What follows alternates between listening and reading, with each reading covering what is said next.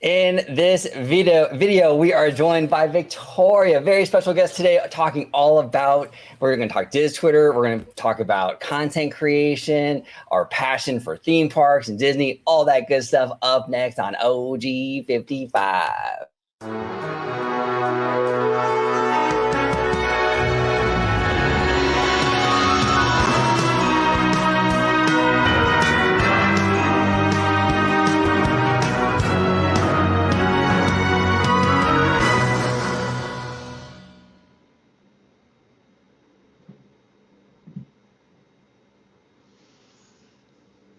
Welcome aboard to another episode of OG 55. We are joined today by Victoria. On Twitter, she is, he calls me PP, which is a great little nod to our beloved Annette Funicello. Victoria, I want to thank you so much for coming on the channel today and talking all kinds of stuff with us. Thank you so much. Well, thank you for having me. I was so excited when you asked me to be on. If you could let everybody at home know where they can find you on social media and all that good stuff. And I'll link everything down below for those at home. Oh, sure. So you can find me on Instagram and Instagram. It's He Calls Me Pineapple Princess. I know it's obnoxiously long. I'm so sorry. It's like 21. But so, you can find me on Pineapple Princess 340.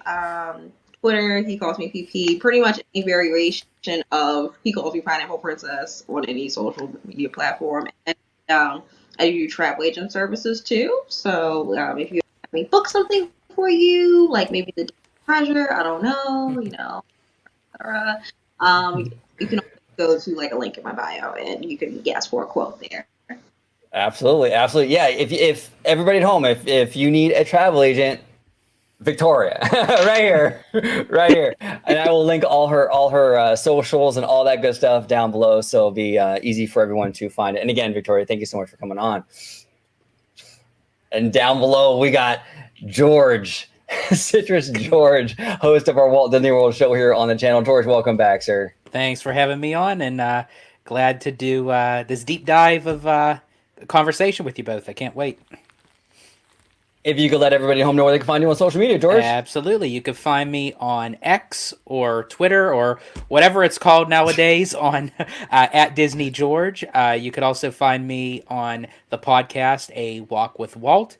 And of course, you'll find me here on my home base at Orange Grove 55 with Citrus Corner, with all that sweet, juicy, but sometimes sticky Disney news and info. There you go. There we go. George has his own little tagline and everything. It's great. It's fantastic. So Victoria, okay, so let's start off with like kind of like what you do and your passion for theme parks and all that stuff. We'll start with that first. So how did you kind of how did this whole thing start? Like this passion for like Disney and theme parks, was this like a lifelong thing for you, or was this something that kind of came later in life? How did that start? Well, yeah, it actually kind of was, now that I think about it. It was a later in life kind of thing. When I was younger, I watched Disney movies like on VHS. I know I'm like old. So like, but I didn't actually go to Disney until I was 8, and even then I hated it because I was like an age where I was afraid of everything. So I was literally afraid of everything. But then I did the Disney College program in 2012. Everything started for me, and then that was also the same year Instagram came out. Again, very old. I'm sorry. So when the college program ended, I just wanted to like still have a little bit of a connection to it. So that's where I would just like post and get creative and stuff. But I didn't really get into the creator space until like around the time of the pandemic, because then I just had nothing but free time. So that's how I got there. That's awesome. Content creation it's one of those things like, it's like one of those things where it's like, it's amazingly rewarding, but at the same time, it's incredibly stressful, That's a way to describe it, actually. It truly is exactly that. Yeah, it's a lot. I don't think people don't realize it's a lot. It's a lot of work. It's tough, but there's a lot to come out of it too, and it's pretty rewarding. But like, so now you do. I watch your YouTube channel. I love what you do. You do a lot of like this in park content. You go to like Hershey Park and the Disney parks and all of that. If you can kind of explain a little bit like what your YouTube channel is all about. So my YouTube channel is really more so kind of like covering theme parks, but in the lens of a woman of color, just mainly because I noticed honestly, on a lot of platforms that there aren't a lot of voices that are particularly women of color. So I was already kind of hesitant to do YouTube because I'm like, there's a lot of work, and I gotta learn how to edit, and then all this stuff, and TikTok and Instagram was already enough, but then eventually, screw it, I'll do it. So it's actually not as hard as I thought now that I'm used to it, but I just want to be able to inform people and entertain people with my view of how I do theme parks in a way, like not in like a negative way, but like in a more realistic, like fun way. Like, I'm not gonna, for example, you're not gonna see me like eating and stuffing my face on my YouTube. That's just really awkward and weird for me. Yeah, I'm the same way. For real. Yeah, no, that's great. Yeah, it's cool to have like, especially with like the vloggers and what have you. It's cool to the parks that they cover are only part of the content. It really is about the person behind the camera or in front of the camera. So, either way, that really does draw you into this stuff, And so that's what I love about your content is love your energy and your vibe and everything, and learn a lot from you, because I've never been to Hershey Park actually. That's in Pennsylvania if I'm not mistaken, right? Mm-hmm. Yep, it's in Hershey, Pennsylvania. I was actually just there. Nice. So you were in my neck of the woods. Yeah, I'm up there. Not as often this year because my car broke, but yeah, I'm usually up there. Like literally, I have discount tickets that no one ever uses. So please, if you want to go, please just hit me up. No one ever. Yeah, Hershey Park is definitely a part of my childhood because I used to go all the time when I was little, and then we did our big end of the year field trip up Hershey Park, and to go into the Hershey factory and like where they actually have the distribution of all the chocolate and how it's made and the process and everything. So it's really cool. So anytime someone goes to Hershey Park or talks about Hershey, it just takes me right back to my childhood. So George, how far? Because you're still in Pennsylvania and everything. How far are you from Hershey Park? Like are you drivable distance, or would you? It's about a 2.5 hour drive. Okay. Oh, So not too bad. Oh wow, I'm an hour away. Oh wow. Oh okay. Wow.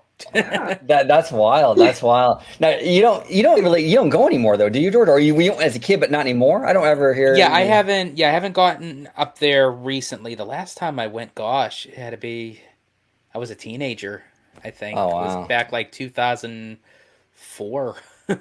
Oh, Wow. Yeah, so I mean, for sure, a lot has changed, like within the park itself, and one of the, I would like to actually go back up there, see, to relive my fond memories as a child and see what changed, what's different. Because I know a lot of the like the walk-around characters, like the candy bars, the Hershey bar, Yeah. the Reese's cup. A lot of them, like the costumes have changed, like the looks of them, and they got a little bit more animated because they kind of now have like that Disney kind of quality look to them. Nice. Like, yeah.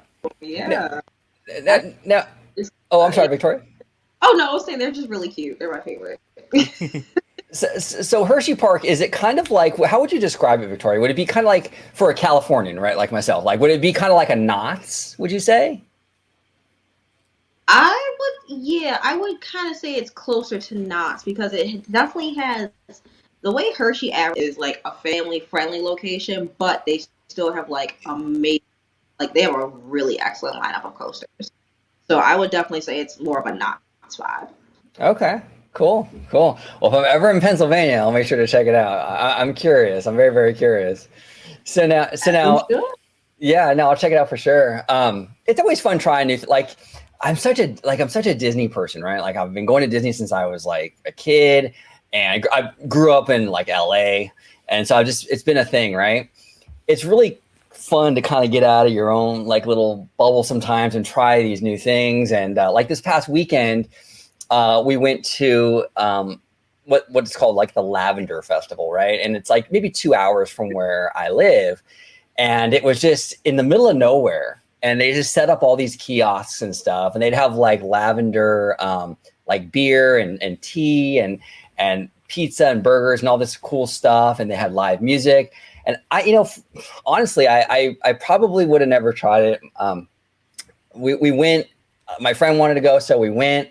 And after I went, I was like, you know what? That was super fun. Now I want to go back again, So I always like to kind of go outside of like what I usually do and experience something a little different. So Hershey Park, if I'm out there, I'm definitely going to hit it up for sure. I think it'd be a lot of fun. Now, really quick, I know because we're talking about Hershey, but I think it's fascinating that we segued into Hershey.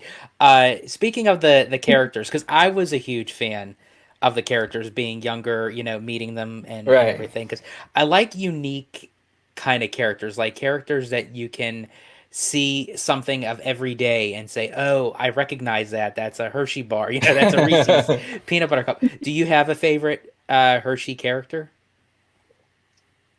I don't know. Last summer it was Twizzler, but this year it might be Rolo. Nice. Oh, yeah, she might be my favorite. Nice. Yeah, well, either one of those are really good. I actually Twizzler. I've had Twizzler pretty recently, but I haven't had a Rolo in forever. Which is crazy because, well, I'm sure you saw. I did a YouTube video about the little character breakfast that they had this summer, and rare characters like when you first go to the restaurant, that's who you meet. And I was like, a Rolo. It's great. We said it, but like I was like, a Rolo? That's hilarious. That is so funny. Now, I wanted to ask you, okay, so we're going to pivot a little bit now to Disney, right? Like because I think on Twitter, I think you've been absolutely crushing it, Victoria, lately, because like you've been kind of touching upon like this kind of culture within like the Diz Twitter community and how it's kind of like just a lot of complaining, right? And it's just like, it's beyond criticism. It's just like just harping on this negativity. And you've touched upon it on Twitter, and I think you hit the nail on the head. But if you kind of want to go ahead and explain like kind of where you're at with that, and we can kind of talk about this, because I think I completely agree with you, and it's been something that's been bothering me for a long time as well. Sure. So, well, I've been within the Disney community not as long, I feel, as everybody else, but like long enough to see some. Am I allowed to curse? Oh, go for it. Oh, go for it. No worries. I've seen a lot of shit. Seems like no one is really satisfied. Now, keep in mind, you can't satisfy everyone. Right. That's one of the things I learned as a content creator. You're not going to be able to please everybody. But I've also learned as a content creator that rage farming does get clicked. So if you do something that like sparks a controversy or like, gets people like riled up, engagement that gets you clicks. So I can only assume that's what's been happening lately, but it's just been a lot of complaints. Nothing Disney really does is good enough. Like, I think what I tweeted was like, we just got news about a new cruise ship. Tiana's just opened. Something else happened. We had all these, Destination D23 news, and it seemed like anyone was pleased with it, minus Figment. But yeah, it's a little frustrating just to see like people complain, because then it's just like, do you actually enjoy it, or do you just use it for your own, capitalism and benefit and such? But I mean, it's okay to be of the thing you love, obviously, but yeah, it's just been very, very nice. Oh, I completely agree, Victoria. Like yeah, I agree with you. I mean, it's always good to have a healthy criticism of things and to, and realistically, we're not going to love everything, and that's fine. But you're right. I think that this kind of like this monetization, on social media where anyone can make money off this stuff, right? So you get out there, like not you, I'm saying in general, like people get out there and they say this negative stuff on their social media and they're getting AdSense for it and what have you. And negativity sells. And so it just feeds on itself, you know, and it spreads and it's super toxic. And it's funny because I get out there, like I'll be like on Twitter and everyone it'll be like the outrage of the day, right? It'll be something. It'll be, the way they painted the window on Main Street. They don't like the shade of beige or whatever, you know, it's the thing of the day. And I'll get out there and I'll be like, well, I don't think it's that bad. Like, I'm not like super mad about it. And because everyone else on Twitter is like so angry, I feel like a shill. Like, should I be mad? Like, because I'm really not mad about this, you know?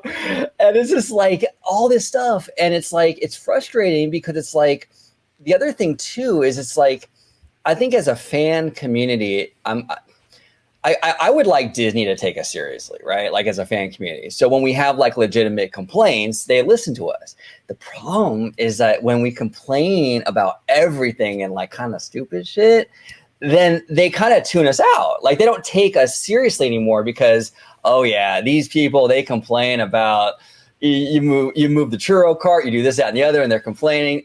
So then when the legitimate gripes come, they've tuned out already. And that's frustrating. As a fan, we would want them to listen to us, you know? So. Very true. I will give Shapek that one. Like, he was absolutely right, because I will never forget the Sightline situation, and that wasn't even a Disney thing, that was Universal. Yeah. And I was just like, why? Like, I was genuinely baffled at why people were mad about the Sightline at a theme park that's built on the side of the mountains. Like, I would have. It was just. It is genuinely ridiculous at times. Like, I get it can be a form of escapism for some people, but it becomes a lot when you're in an online space.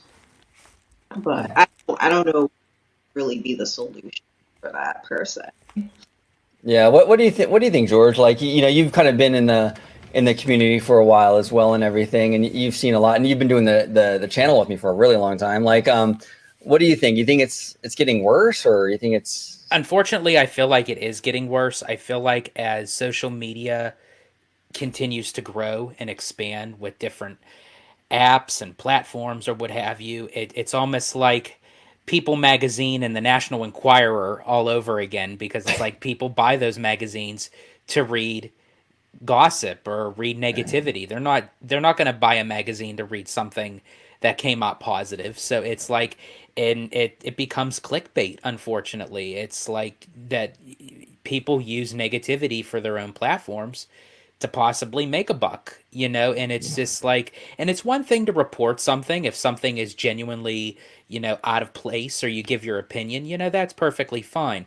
But when you're nitpicking every little nitty gritty thing, it's like, aren't theme parks and amusement parks there for our enjoyment? Can't you just go and have fun? And it's like, and what gripes me the most is the people that use their platforms and complain about everything. Then they're in the parks the next day saying, "Oh, I'm having fun. I'm having a great time." Well, it's like, isn't that contradicting what you were just saying on your social media? Yeah, it's crazy. And yeah, the amount of anger, it's like you would think that like they were like Disney was raising the price of their grandma's insulin or something. Like it was just they're so mad over everything. It's like, wow, you know, it's pretty wild. It's pretty wild. I don't know. The one thing too is like the oh god, that Save Splash Mountain thing, right? That thing drove me nuts because that drove me up the wall. Okay, literally, they have people literally like jackhammering this thing. Like they're already working on it, and they're still saying save Splash Mountain. It's but now the Country Bear thing, so they can make that person out. See, now with the Country Bears, I'm actually excited for the change because one, we're getting completely new audio animatronics. And how many times have people said we need audio animatronics. We want to see that, more screens. Well, guess what? Disney's giving us brand new audio animatronics that would actually save in cost in the long run because they're going to be. I think it's a different type of. It's not with like hydraulic fluid, because I mean these audio animatronics date back to 1971 when the park opened. It's like, so why not have something refreshed and new? And the plus side with the Country Bear Jamboree is it'll be easier to change out shows. So if they want to make like a holiday show or a Halloween show, it'll be much easier to do. You know, and that was even Walt's wish. He always said he didn't want his parks to be like a museum. He wants to see change and growth and expansion. So it's like, what do you want? Do you want an old, tired, 50-some-plus-year-old attraction, or do you want to change it up a bit? Because that could also play part in why not a lot of people tend to travel. I mean, aside from like prices going up and what have you. But after so long, when you see the same thing over and over again, are you really going to want to keep on paying to see that same thing over and over again? Or do you want to expect to see something new? Well, especially out here in California with Disneyland, we have a really, really high locals population at our park, and a lot of them are key holders. So they're at the parks all the time, and you got to keep those parks fresh. You got to change things. You got to you got to incentivize people to keep going back and for it to be interesting for people that are going so constantly. And even with Walt Disney World, I mean, even being a tourist destination and less locally driven, you still have to do that. So and kind of going back a little bit to Tiana's Bayou Adventure, when they showed the Lewis alligator audio animatronic, I mean, that thing looks huge. So I'm very impressed of like what they're working with of that. And then we are getting the Tiana audio animatronic. Now, the one little thing that I hope we get with Tiana is I hope we get like the Frozen audio animatronics that Hong Kong is getting, like the realistic look to her. I want to see more of that with Tiana rather than the LED screen face. What do you think, Victoria? What's your wish list for like the Tiana Bayou Adventure? What are you looking forward to? Well, from what I've read, I have seen that they are going to have over 25 new audio animatronics, some that are going to be original characters specific to that ride. So I'm really excited for that. I have the same wish as George here. I really would prefer they get the Hong Kong audio animatronic versus it's a little creepy and off-putting. There has been a time there and it was like a Windows thing on the face and not Elsa's face. So I would like a child not to see that, but I am music. I don't know if it's true or not, but I heard they're gonna pump Ben Q. Yes, the beignet smell. Yeah, I didn't remember if I imagined that or not, but I'm very, very. That's the thing I'm excited for the most. If not the music, but the smell of the beignet. No, that's so brilliant, Victoria. Because from what I understand, I think they're gonna sell beignets like at Tiana's Palace and stuff like that. I don't know where they're going to sell them at Walt Disney World, but it's smart because you wait in line, you smell the beignets, and people are like, "Oh man, that smells good. I got to get a beignet." So what do you do when you get off the ride? You go and get a beignet. So it's absolutely brilliant. It adds to the theming, the ambiance, the atmosphere. And that's what I'm really looking for. Or if they even pipe in some of that like Creole New Orleans style cooking, like the smell of that. I mean, like you could break down in the middle of the ride and just leave me there just so I could just like inhale that. It's like, ooh. Yeah, no, I feel you. Like, well, and one thing I love about Pirates of the Caribbean is that like that vibe in the beginning with like the fireflies and stuff. And I think if done right, like the Tiana's Bayou Adventure could be incredible because it's going to be basically that, but like on this grand, like massive scale, like a huge, way bigger scale than what you see on Pirates. And I think that could be really, really beautiful, especially at night. So there's a lot of great stuff coming with this thing, and I'm excited for it. We'll see how it all shapes up. I think that the Lewis alligator looked great. You saw that, right, Victoria? Amazing. Yeah. Yeah. Oh, he's huge. He's huge. He's huge. And I think that's going to be actually I've never been on the Splash Mountain over there at Magic Kingdom, but the one here, our animatronics were not that good. Like they were like stuffed animals. They were not that good. And I think the Tiana's is going to be a major step up on that department for sure, you know? So. Oh my God. They really need. Something that needs to be put out of its misery. Like that. It's so funny. Now you did check out like I'm sure. I mean, we're all on Diz Twitter. We all heard the announcements for Destination D and everything. Like anything else that stuck out for you with the announcements that you're like really excited for? Surprisingly, the test track thing, because I didn't expect that. Like, no one asked for it, but I like the idea of going back to the roots of the attraction itself. Because obviously I wasn't alive for World of Motion, but I can't really. But I just, when they take inspiration from their history rather than like erase it per se. Yeah. I'm really intrigued by that and the possibility of being able to actually.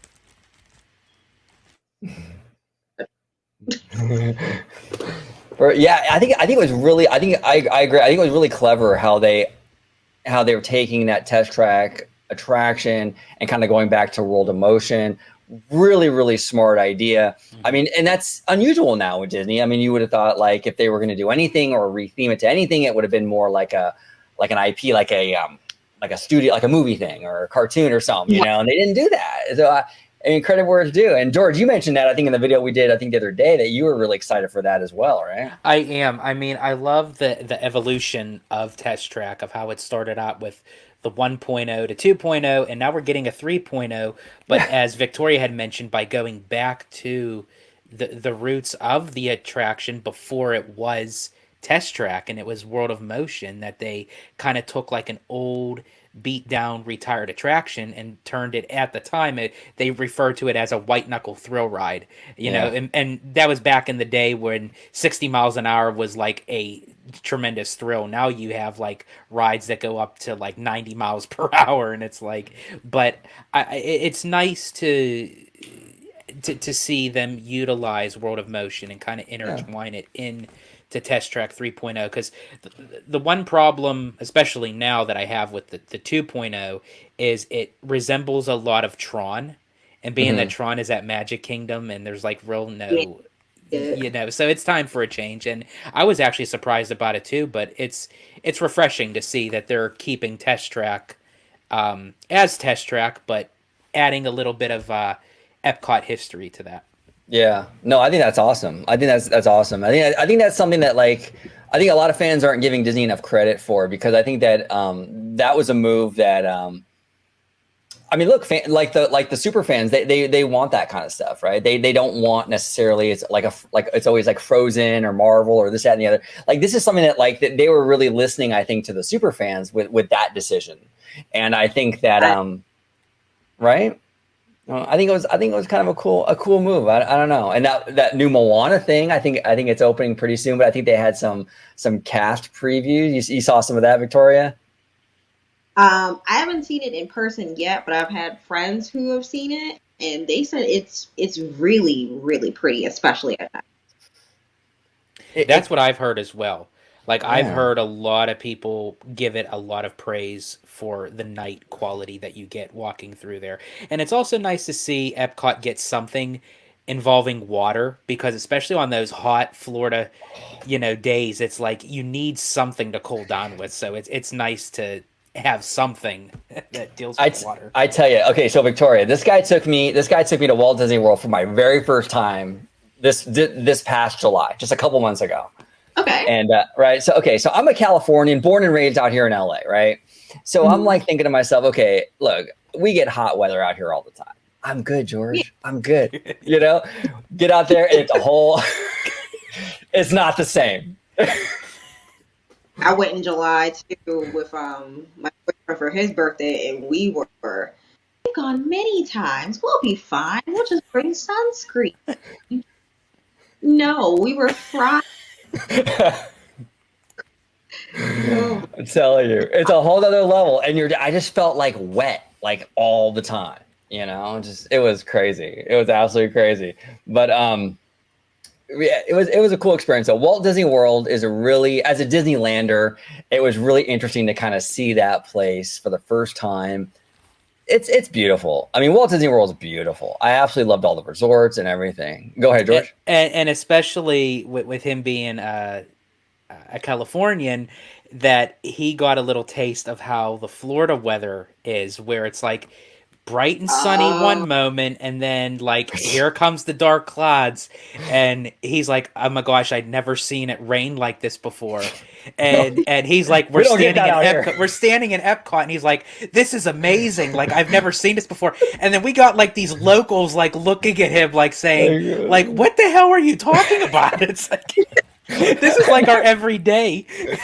I'm like, I was so intrigued, Victoria, with how it was like sunny and clear, and 20 minutes later it was like sideways wind and rain.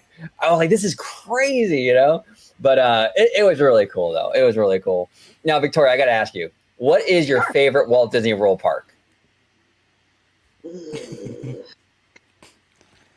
I would have to say Hollywood Studios. Oh, okay, okay. Now, Yeah. why is that? Why is that one your favorite?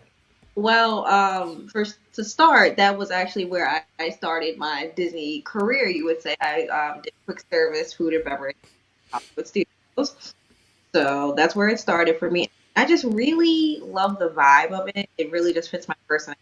Like, I love like old school Hollywood, like how I was watching right before like it has such a classic, timeless vibe. But then you also have like Star Wars, which I grew up with. Like my dad and my uncle raised me on Star Wars, raised me on Indiana Jones. Then I can go see Mickey and Pluto and Animation Yeah. Courtyard. I can like go to the bar because I'm grown now. Aspects of my personality in this one park that I really like, and it's very chill. I Yeah. always find like a spot to like decompress. You know, I was really impressed by Hollywood Studios because, like, you know, you see all the Twitter stuff. You know, we all see it, and it's always Hollywood Studios. It kind of gets a lot of shit, you know. So going into it, my expectations were really, really low. And ask this guy George. Like, I walked into Hollywood Studios. We're walking through. I'm like, this place is really awesome. Like, I fell in love with it for a lot of the same reasons you did, Victoria. Like that old Hollywood, like kind of that Buena Vista Street kind of energy everywhere. I thought it was awesome. And we were actually only going to spend a half a day there, and right, George. And then I'm like, hey, you know what? Let's do the full day here. Let's just. We were going to go back to the hotel, but I'm like, you know, let's stay here. I had fun with it. I thought it was great. I really Yeah, he liked got it. to see he got to see all the shows, and then especially at night. I love Hollywood Studios at night. Like when you see the Grauman's Chinese Theater all lit Oh, up and Toy Story Land lit up. It's like it just walking down Sunset Boulevard. It's like Hollywood Studios is one of my favorite places to be at night. Oh yes, absolutely. Actually, that's my favorite part to close out because if you're on Hollywood Boulevard, they'll as they're getting everyone out, and it's like just the perfect way. I don't know what it is of it. You're just like walking out, you have a great day. Stars Born from Hercules is playing. It just like it's so pretty. That's amazing. That's amazing. Yeah, it really impressed me. I was like, this is a cool little park. This is pretty cool, man. I was like, this is way better than I expected. Now, I think my